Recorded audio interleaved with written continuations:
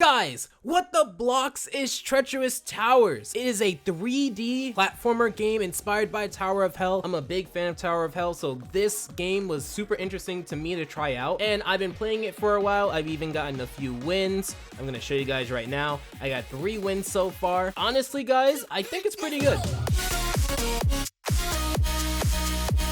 Now, the whole goal of the game is to get to the top, like I am doing right now. The main difference between the two is that I would personally consider Treacherous Towers to be a lot easier, and in addition to that, you can see on the side, the right side, that rather than every single part of the tower changing, it actually just changes the segments. The only time in which it would change every single segment seems to be when 3 people reach the top of the tower. This was made by Fun Network Studio. It seems to have been a pretty recent game because I've only seen it start to pop up in the past month or so. It also just has your standard things that you would see in a lot of Roblox games. It has different game passes, such as the 2x coins if you want that.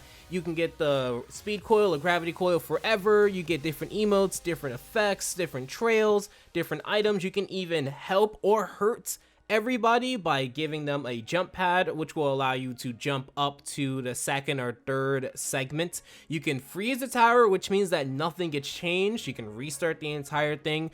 You can even give a checkpoint to where you last were, or even fog, and all of these things can be combined. You can have the jump pad with the fog, and then also the freeze tower. You can have the checkpoint, but then also the jump pad. It has a lot of different things in it that you may enjoy. Now, what I want to do is kind of go through this so I can kind of show you some of the things that I like and don't like. The first thing that I like that I wish Tower of Hell would implement is that you can see people are just zipping by.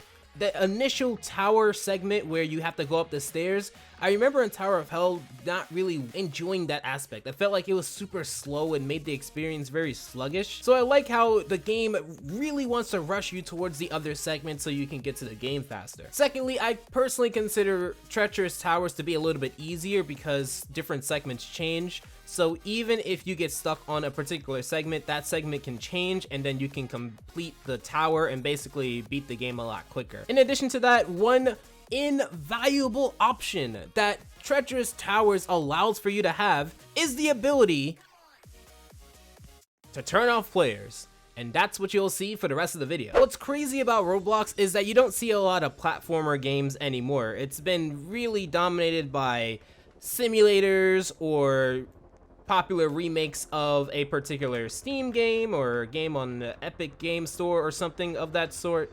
You rarely get to see games that really embrace that aspect of being a platformer outside of your random obby here or there. So that's what really invested me into Tower of Hell, and with Treacherous Towers, to see it be so similar, it would lead people to think that it's a copy, and in some aspects it is, especially design-wise. It's pretty much conceptually the same. It's an upwards obby that you complete in different segments, and these segments can be mix and match. So conceptually it is very similar to Tower of Hell. However, one thing that I would give this, and the reason why I would most likely want to play this before I would play something like, for example, your standard obby, is because of the fact that these are a lot more challenging. These stages are a lot more challenging, a lot more rewarding. So for those who want an experience where, you know, they're not just being handed a victory, they're actually earning it, which is a large portion of Roblox, which I've noticed.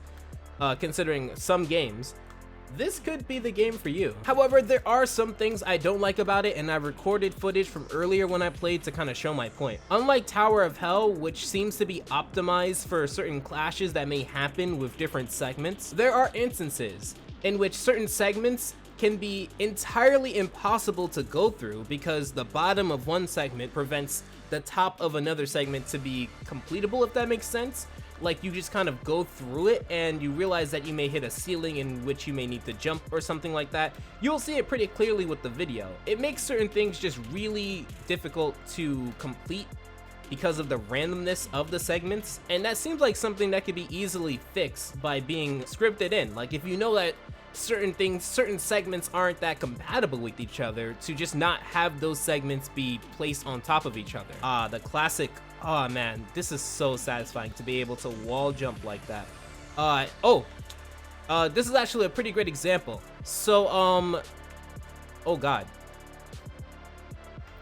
Oh, okay, hold up. Let me, is this blocked off? I can't, huh? Okay, so this is a great example. If I have to get over there, but because of the next part of this segment, it's basically impossible. Like, I would have to time this jump super perfectly, and I don't want to do that, number one. So I'm just gonna go back to the beginning and wait for it to, never mind.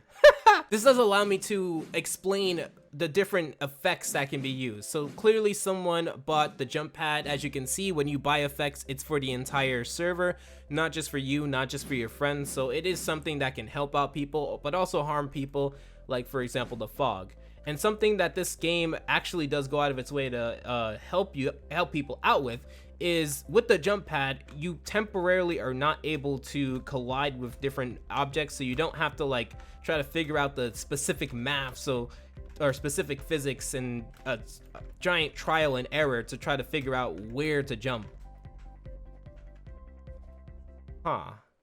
It seems to be another one where you really do need to jump, and you kind of have to not do it in a way where you hit that ceiling.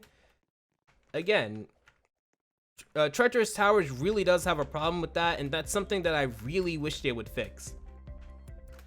Like, this is not ideal. Like, that's not ideal at all. Like, at this point, this is really unplayable. And that's one of the things that kind of frustrates me about this game, because it does have a lot of potential. I enjoy the aspects, and I would love to learn the different segments. But if I'm just here trying things over and over and nothing is working, there's really nothing I can do about it. So while I sit here, I might as well talk about the different aspects, probably even splice up the footage so this isn't as boring as me looking at someone and looking at something that's literally unplayable, or you have to like be pixel perfect in order to do it. So if I were to talk about the pros and cons, the pros, clearly that it's easier, it's a lot more intuitive in terms of the concept of changing different segments so that people don't get stuck on a segment and not want to play the game anymore. However, the cons are also pretty clear. Number one, this is optimized pretty poorly for randomization and for the concept and the core of the game to rely on the aspect of randomization.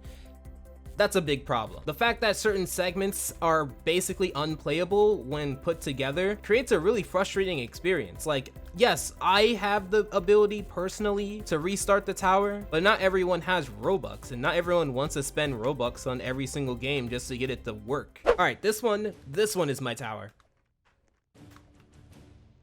All right, this segment I've done so many times. I hope I got it. Wow. Right as soon as I jump on it. Great. I'm feeling it though. This is definitely my tower. Give me the opportunity to practice jumping more. And then that one you just walk under. And then the next one you jump. That was a really early jump. Someone put a jump pad. I won't want to use it. I want to do this legit.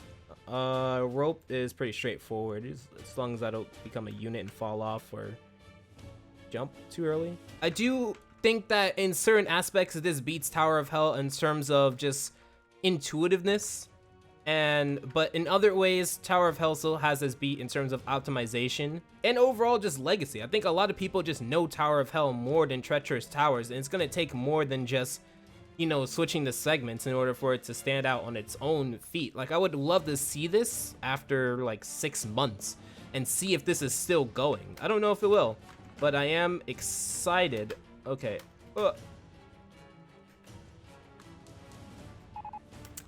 Oh god, this one.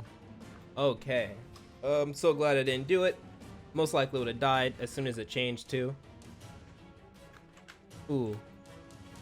That could have ended disastrously. Okay. Last one. Oh my god, we actually did it. Oh my god, a lot of those were really tough, but we finished it. And that's pretty much at the top. Pretty much there's a door. The white phase technically isn't really a phase. It's like the bottom one where it's just there to serve as the ending.